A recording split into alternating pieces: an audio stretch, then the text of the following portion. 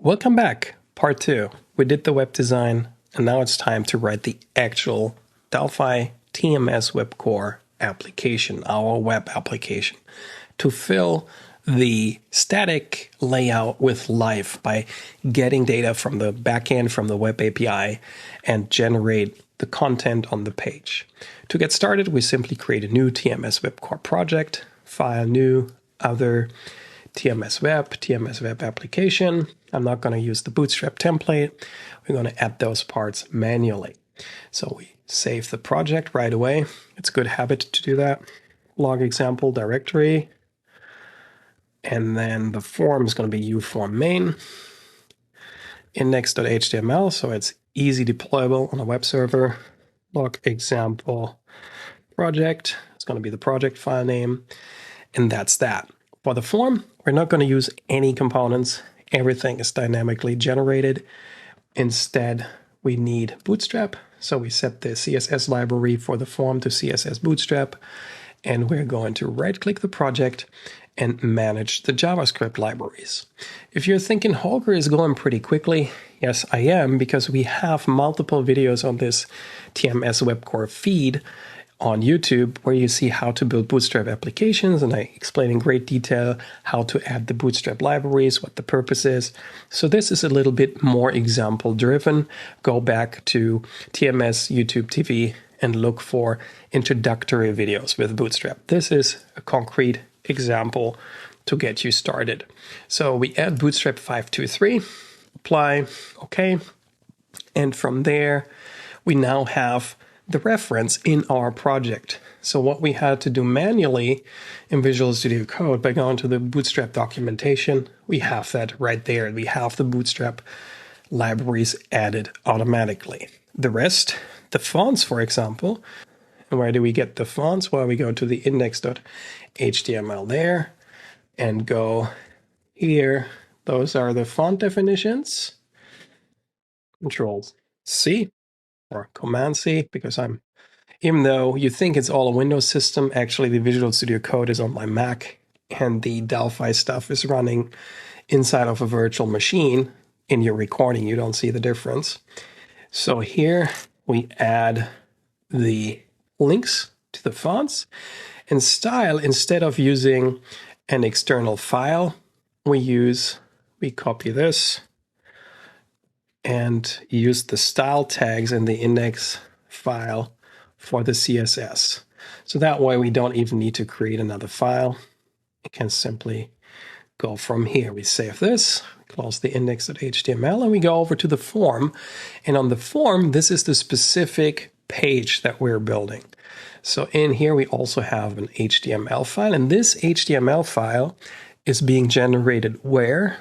Key question, how does TMS WEB Core work? Well, it's a single page application. So when your application launches, the index.html is being loaded.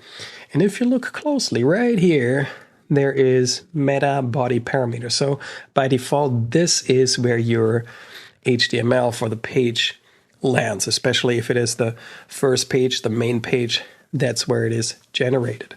So it's kind of strange that we specify the title and all that kind of stuff, but that's what TMS WEB Core is there for. It's a framework that manages these things. So Delphi blog posts right here. We can also, much better, thinking about it, to change the caption, we can here say Delphi blog posts.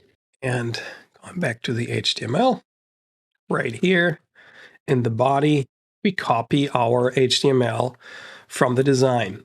It's really that simple. If you go to the index.html, go from the div for a container right here, copy, go here, and then we paste. That's it. Save. And now when we run our application, we should actually see the same result. The page should look exactly like we designed it. Of course, no dynamic content, yes, because we didn't add any source code, but the design should be the same. The main form should appear, and it should load the fonts, and it should look exactly as we designed it. And voila, it does. Perfect. So our design is correct, and we now have to generate this content here. And the easiest way to do that is using elements or accessing the document object model of your browser. And what we can do to do that is here are our two templates, right? So we define a main tag like so. And the main tag is rather new in HTML, but you can do whatever you want to do in HTML really, but main is something that you can use, and we can access this tag. You could also use div and ID main. It doesn't really matter, but main is a valid HTML tag, and you can access that in source code. And then what we'll do, we keep filling a new day in between here, and for each blog post, we add this block in there. We generate either a new day or the blog post, depending on our data that we get from the backend, and that way we can generate the whole page. Sounds a little bit cryptic, but it's actually really, really easy with TMS WEB Core. So the first step, of course, is that we need to get the data from the backend. And we can do that by dropping an HTTP request on the form. HTTP request, that's our request. And the URL that is something we get from the person that developed the API. In my case, it's Delphi Feeds API .flix. If I could type flixengineering.com/API/version1/posts. And that's a GET request, HTTP GET. Headers should be fine as they are. Response type, that's important. I want it to be JSON. Okay, perfect. And when do you want to get the data? Well, when the form is being created, right? So we say here, load data. Or we could also say populate page. Also a nice name, huh? So procedure populate page with that. And what we need to do now is we need to tell the web request that we dropped on the form to actually do something, right? To get the information. So what we do is we say request dot execute. That's it. And we could, if we wanted to, we could specify a closure that is executed as soon as we have the information, or we could use request perform, which gives us a promise, which we could use with await. Look for videos on this feed, how to use await that waits for the response from the backend. We don't need anything that's complicated. We literally can do request execute, and then we go to on response. And there we have the response as a string. It's not what I want. On request response, here we go. This is actually what I want. I want this request. So here, var lroot. That is a T. What's it going to be? TJS object. Sorry. And from there, we can say a request dot, which has a request. Wow, wonderful. And in there, we have a status most likely, yes, which gives us the status if we talk to the API. So let's look what the API returns to us. Okay, so I start my Postman application, and in there, I should have right that here, Delphi Feeds, Flix Engineering, post. I sent the request, and here is the return that comes back. So I get an array, that's the first level. And in this array, I have objects, and these objects contain the posts and the day of publication. So that's our iteration. So we get an array, and for each element in the array, we have one day. And each of those days has multiple posts that were made on that day. That's it. And that's exactly what we need to iterate. So the first level, the lroot, is actually TJS array. And we get that if the status is, what is the status? It can be a little bit tricky. The status should be 200, if I'm not mistaken. Exactly, 200, okay. I've learned something new, though. That has never happened to me before, but With this backend, it has. And you won't find it in any of my books because I literally encountered this for the first time this time around. So that's the reason why I never really emphasized it. 304. And 304, in none of my videos, in none of my books, you find like status 200. That's what my code says. 304 means that your browser cached the information, or that your network technology cached the information. So this should not happen ever.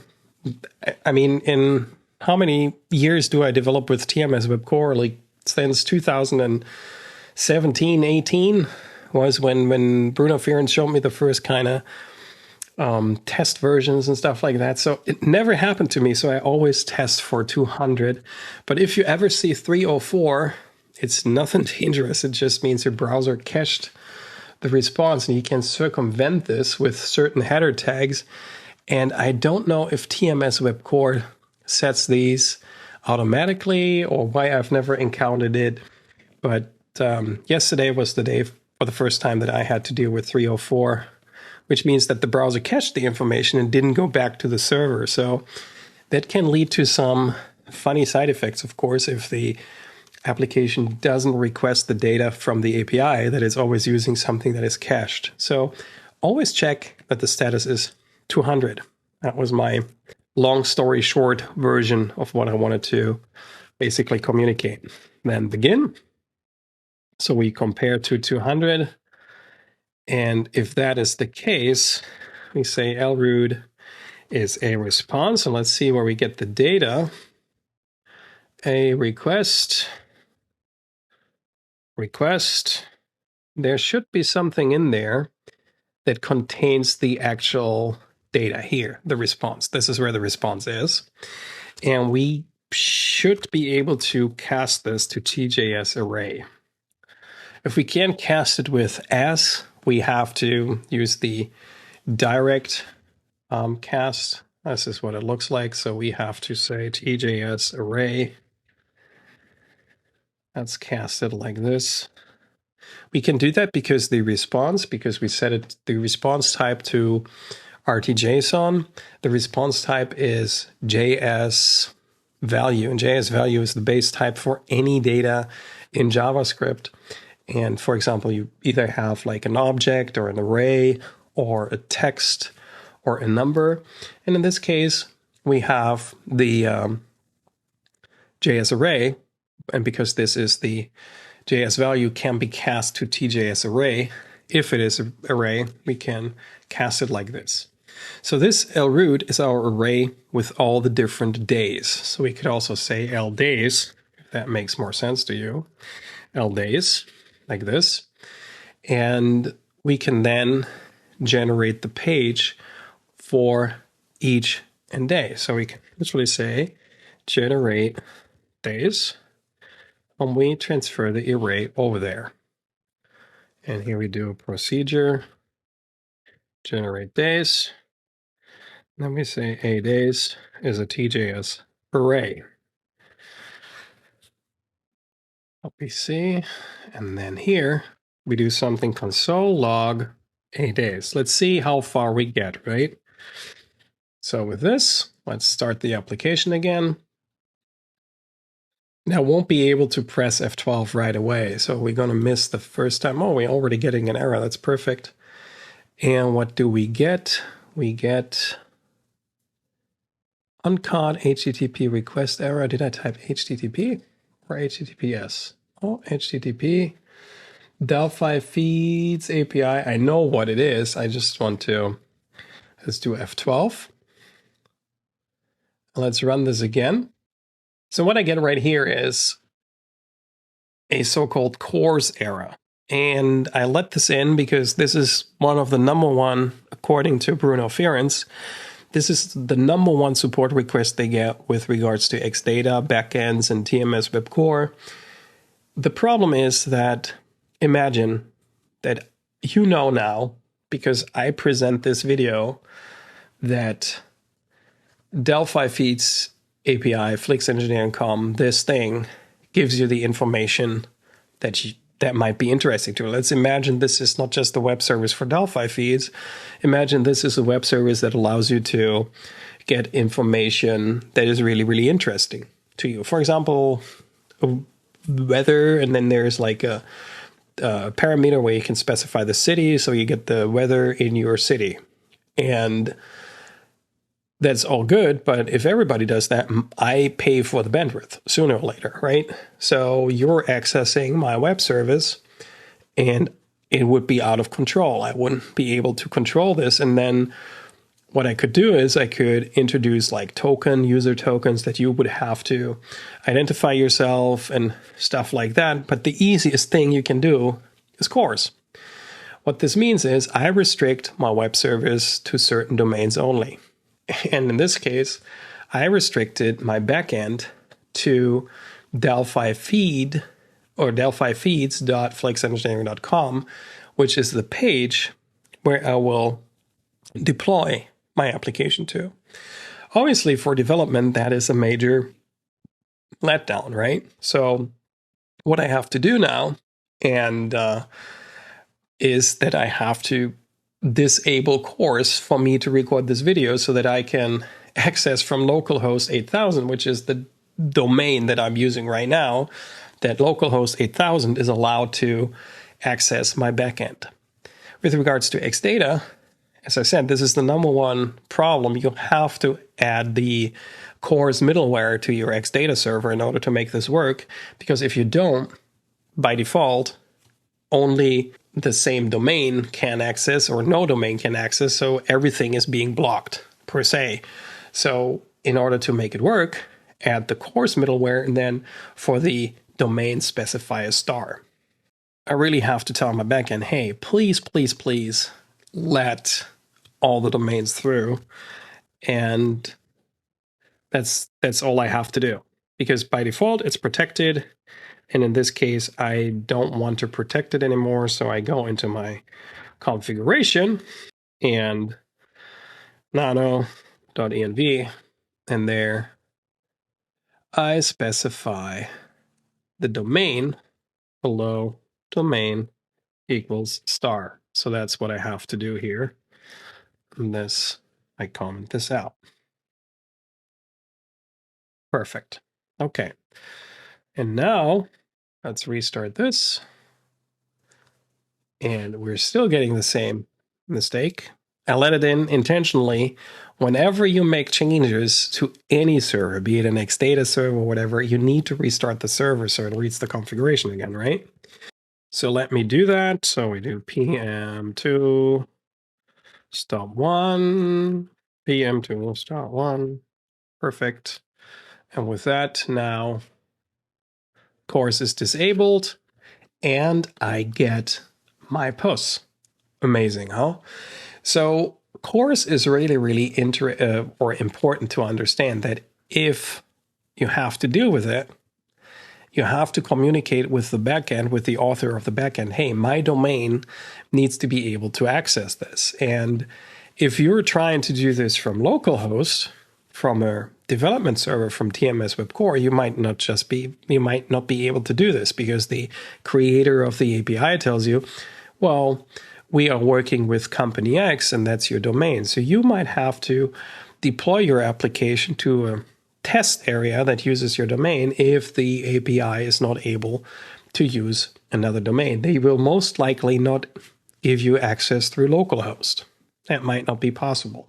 So these are the things that you always have to cope with when working with backends that you consider, even if you're on a development system that has localhost, that backends or backend providers, API providers, require you to use something else but localhost.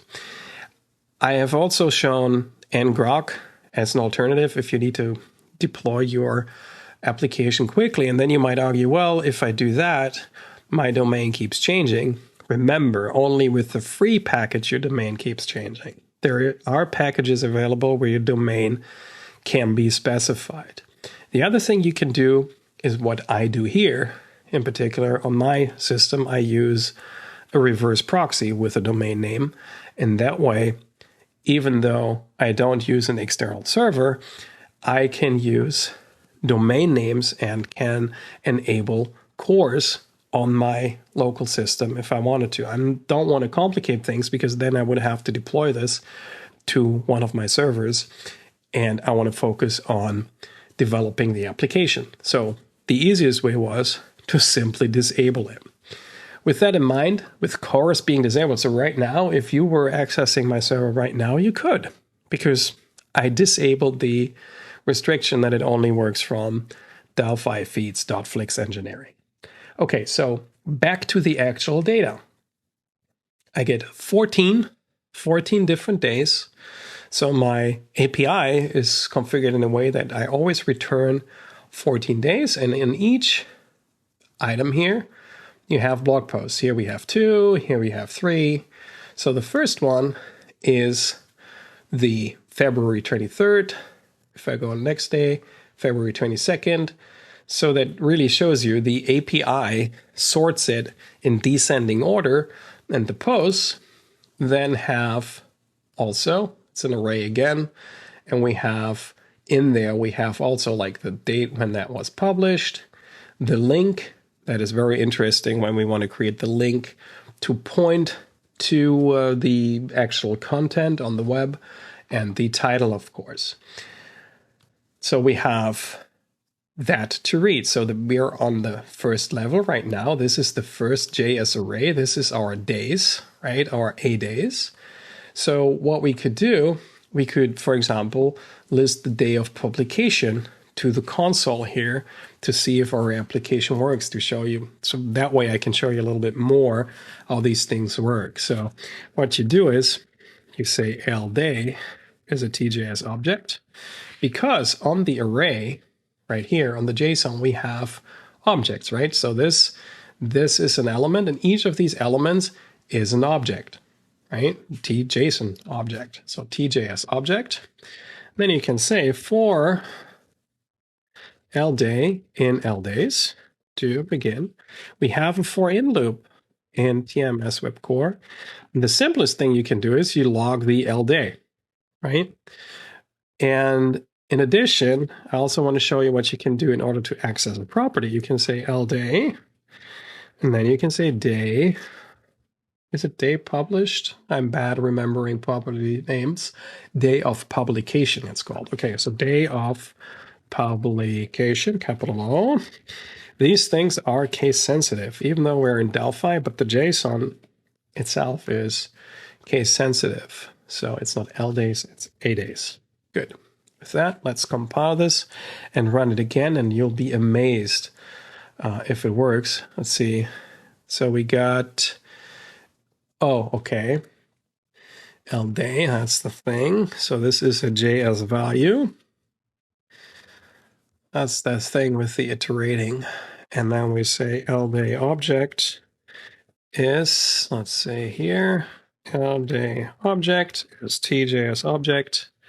I wonder that the problem right now here is that A days is an array, and it is an array of JS value, the basic type, right? So I now need to cast this. This is a TJS object because we know every item is an object. So I need to cast it like this.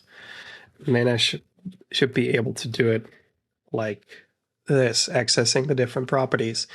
I don't know if the, yeah, it works fine with F12. Now, if you look at the console right here, so we get the first object. See, day of publication is this, and this. These are the day of publication printed to the console. If you wonder why this starts up right away, because we call it when the form gets created, right? So that's why we get this information. And the console is literally a very, very good opportunity for you to get to know the different data types that are being returned and just output them somewhere, because obviously you don't have logging like show message and stuff. Show message is not a, I mean, even though we have show message in a way with TMS WEB Core, it's not a good way to debug your information. So this is actually a good way. So we now can access, we have access to the day of publication, and the posts are yet another array. the posts are yet another array. So what we do is we do L posts is a TJS array, and then L post is yet another object. Right? So here we go like this, and this is going to be L day of publication is a local variable. L day of publication. We're going to do a little bit more with that later on. This is a string at first. And right now, this would be a JS value. I don't think this would compile in this state because the compiler doesn't know how to cast L day of publication. So we either have to do a string like this, because this is a JS value again, or we can use the helper method JS to string, which is in the JavaScript library from TMS WEB Core. So with that, we can now assign the posts. Our posts is, well, what is it? It is L day object. And then we have to look up the name of the property. So we go here, posts, lowercase. So we say posts, and we have to cast again, TJS array. Okay. And from there, we now have an array with all the posts. So yet again, but this time I'm going to pick a different loop. I'm going to do I integer. I'm going to say for I is 0 to L post dot length -1 to begin. Then we do console log L posts I. Okay. So let's log all the posts that we get. Let's see if that works. Because then we really have decoded the data structure bit by bit. So I pressed F12 again. And there we go. Object. This is the first post. This is the second post. Third post. So it works. We got access to everything that we need. The only thing we need to do now is actually generate the content on the page, right? We need to link somehow to the page. And what we can do is we get the element. So we get the L main element. So let's do LAL main as a TJS HTML element. What we can do is we say LL main is document dot. And we should have something like query selector when it's only a JS element, not HTML element. We don't need any events. And it's called main. Because there is only one, we can use query selector. If there would be multiple, it would only return the first one, but there is only one. So that's our main element. And then for each day, we also create an element. And then we also need one element for post. Okay, so with that, here we need one for the day. You say LL day equals document dot create element. And this is where our design comes in again. What kind of element do we need to create on the page? And if we look at our HTML right here, for the day, we need to create a div. That's our element right here. So we copy paste. Why doesn't copy paste the... Copy paste doesn't work. Let's say copy cut. It's like that. Perfect. This we don't need anymore. So we go into the Pascal file again.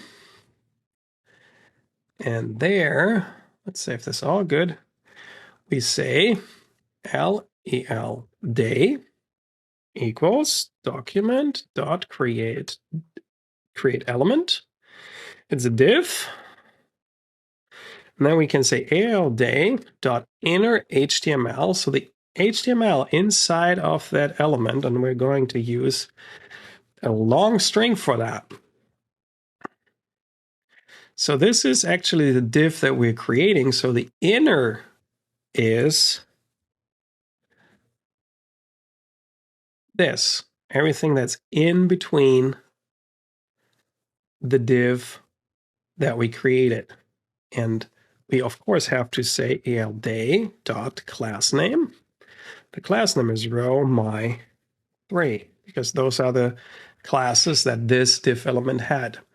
And with that, we need to replace this text right here, because that is actually the date that we want to print, right? That's what we need to replace. And what we can do is we insert a placeholder. I just use $3 here. And I'm going to say replace, string replace, comma, and then the old pattern is $, and the new pattern is day of publication. Now, of course, I have to get that first so it works. And then we don't have any flags. And with that, I have the day element set, but now we need to add this element to the main element to add it to the documents. What we do here is we do lel main.append child lel day. So this way, this element is now on the page. Let's run this, and you'll see we'll get the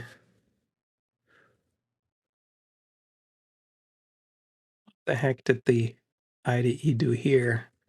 Oh, it can't handle the multi-line string like that. So here we go, and here's the list of all the dates, see? So that works already, and it's the right format. We have all the different dates. The only thing missing now are the actual blog posts inside of these days. And that's just as easy, as long as you think this was easy so far. So we have our post, we get the post. Our post is a TJS object right here. So this is a TJS object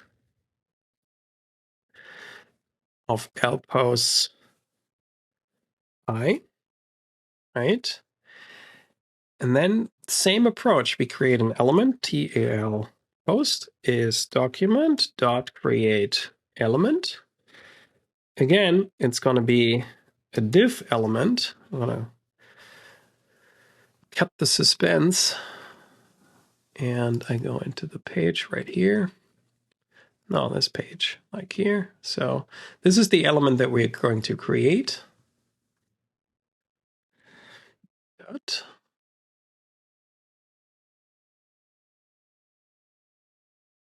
I'll paste this in here. We just have to remember that we need the class row. So we say llpost.className equals row. It's the one that we added. And all this is inner HTML. So we say nlpost inner HTML equals. Again, we use 3 of those for a multi-line string. This div is actually the div that we removed on the top, 1, 2, 3, like so. And now we need to replace a couple of things. This is the title, right? So we do, for example, like this, we do title. Or what we can do, which is even better, I didn't even realize this, so we can do S, and we do format.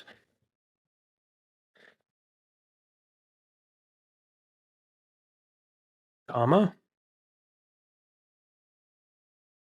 And we have a title. Here we have another string. And of course, here we have another string. So we have 3 strings.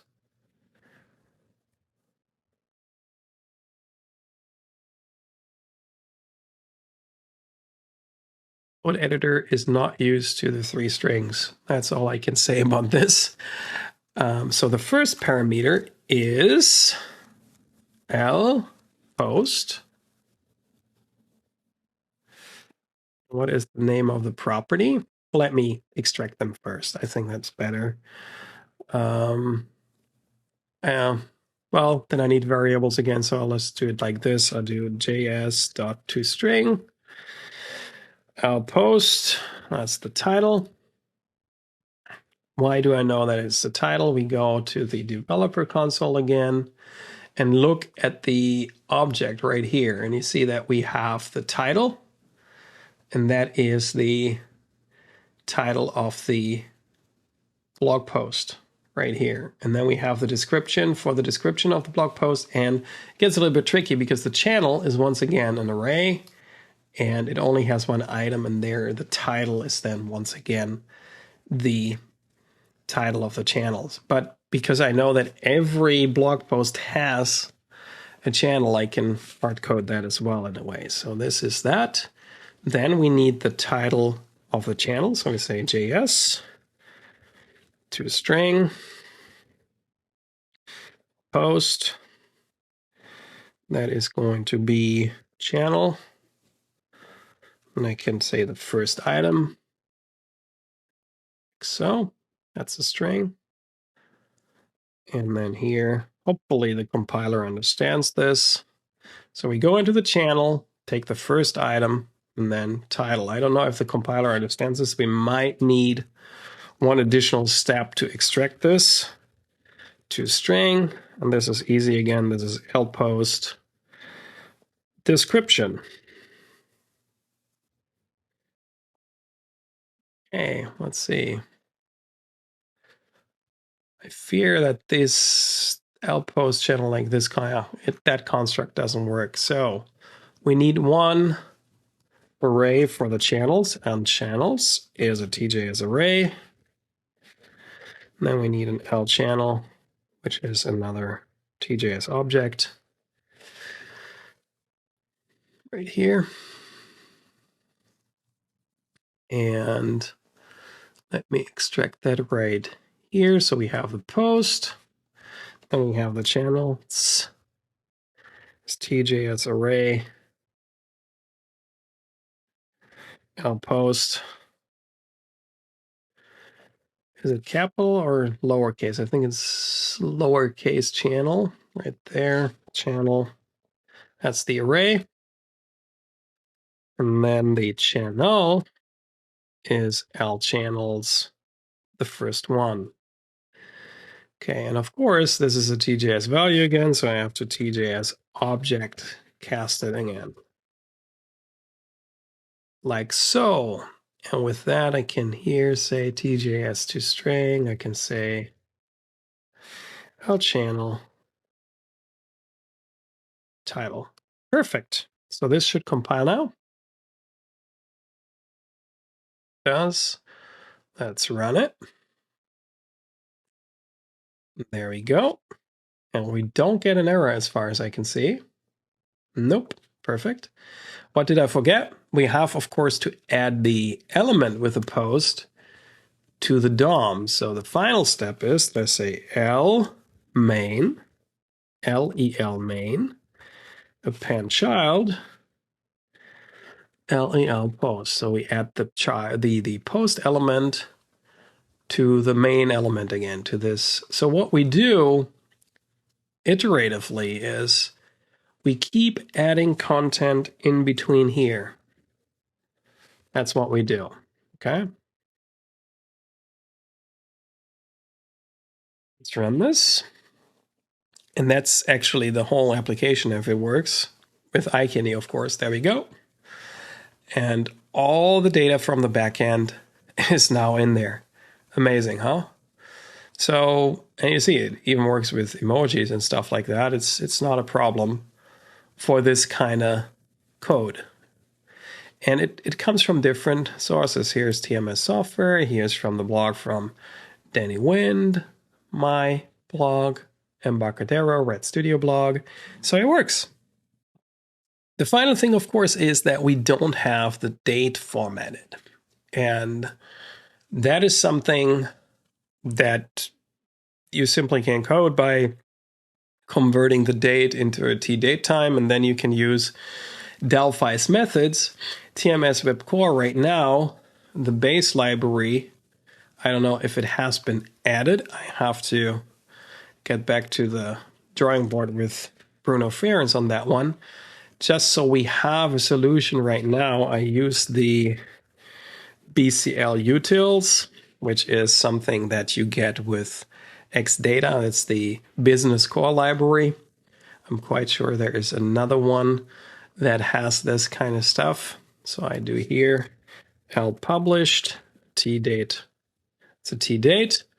And then I want to convert that into a string. That means at this point I have a couple of opportunities or a couple of choices to make how I convert my tdate into a string. I know how I convert it to basically tdate because JSON has a specific ISO date format. If we look here, so let's look at the developer page to see the data transfer that's going on. Again, right here in posts, and here I see the format, and these are the dates right here. For example, published and created it and so on. And you also notice that the date for the day is only the date part. So here we have the date part and the time part, and our first part right here, published day of publication, this one has only the date part. So that's why I wouldn't need the BCL. I could actually say, okay, this is year, month, and day, and convert that to a tdate, and then use the existing RTL functionality that is fully available in TMS WEB Core to format the date as I would like it. So that's actually what I'm going to do. So let me remove the dependency from BCL. We take the published as tdate, and we also use a format with tformat settings, because we need to specify a different date format in order to convert it. And that has become pretty simple with Delphi nowadays, and TMS WEB Core transfers this functionality perfectly. So let's see, we have the day that we replace in here, and what we can do. So we already have the date in day of publication as a string, and that needs to be converted to tdate. So what we do is we create an format, and I can actually do that outside of the loop.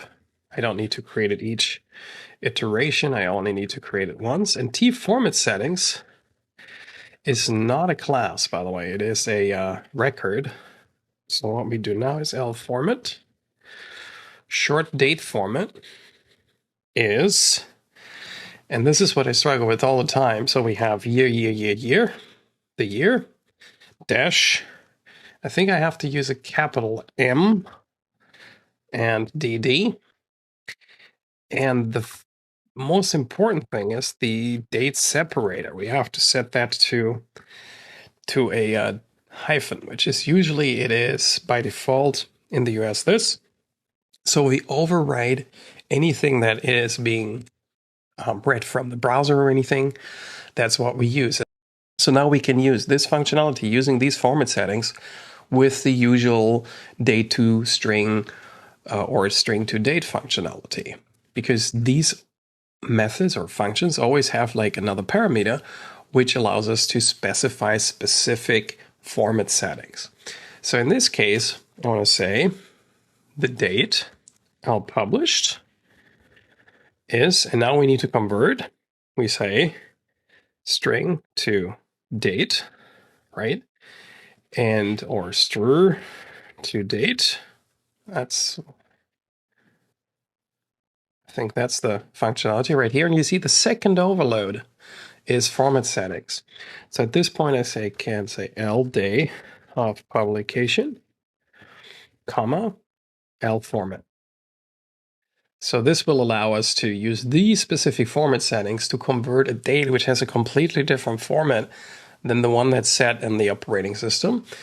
With that, we have the date in published. And now I want to insert this basically date in a long format. So let's try the short version first. The short version is date to string, and I can simply insert L published. So that's basically using the date as and converts it back to a string, but now in the local format of the system, in human readable format. If you run this on a German system, for example, this would then yield a date in German format and not in American format, because the format settings are being taken from the browser. So here, this is exactly what I would expect on an American system, right? We have today's date here, or the date from the post, and the date from the other post. So yes, that's fine. Let's see if TMS WEB Core has even something better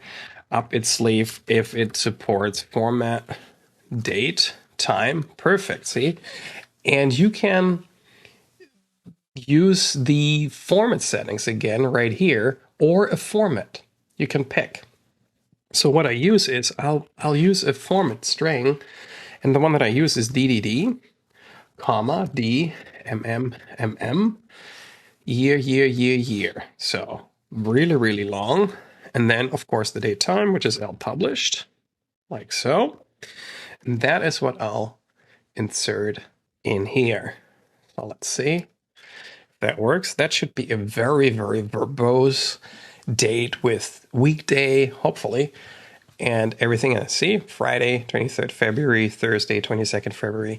So TMS WEB Core includes all the date format stuff that you're used to from the Delphi RTL. It's all available.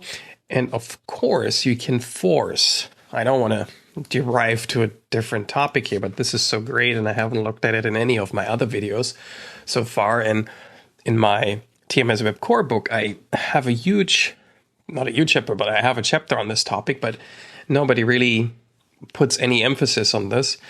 So right now, this transfer format date time goes into my local settings because I didn't specify any other format settings. So what I could do, I could specify here tformat settings.create, and I do, for example, DEDE for German localization. This doesn't cause, even in the VCL, this wouldn't cause a memory leak because this is a record, okay? So this wouldn't cause any issues without transferring, freeing it.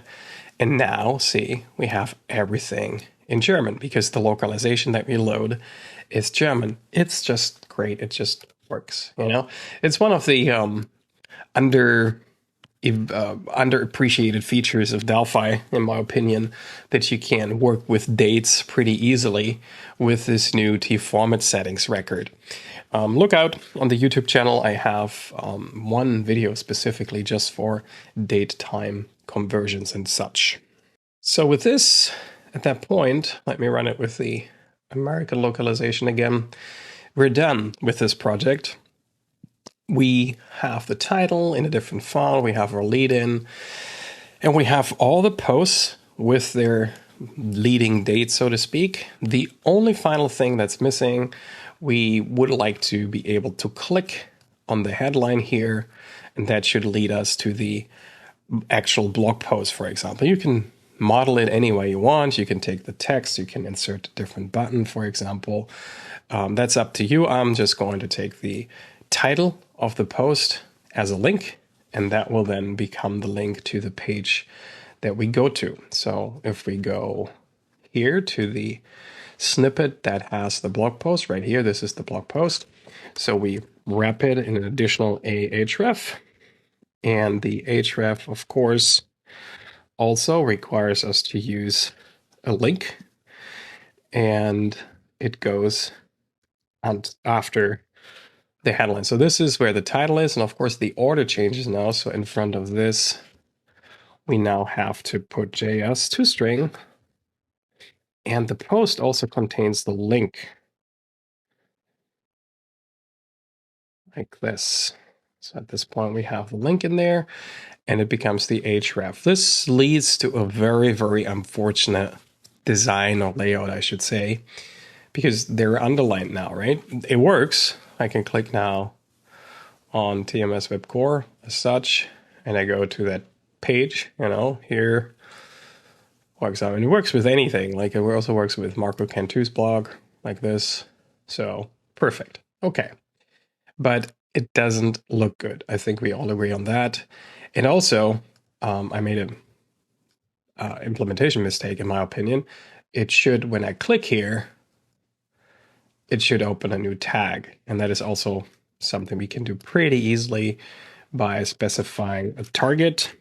And the target should be blank, like this. Okay. So that's number one. And then we have classes from Bootstrap that allow us to format a link like normal text without it basically looking like a link. We can once again find that in the documentation by typing link, like so, and then we have link underlines, for example, underline cover, and here you see light underlines that you hardly see that it is underlined at all. And you can also do something like underline opacity. That's the one. So you can do underline opacity 0. So you add these classes to your link, like so. That's the first one. Paste that in.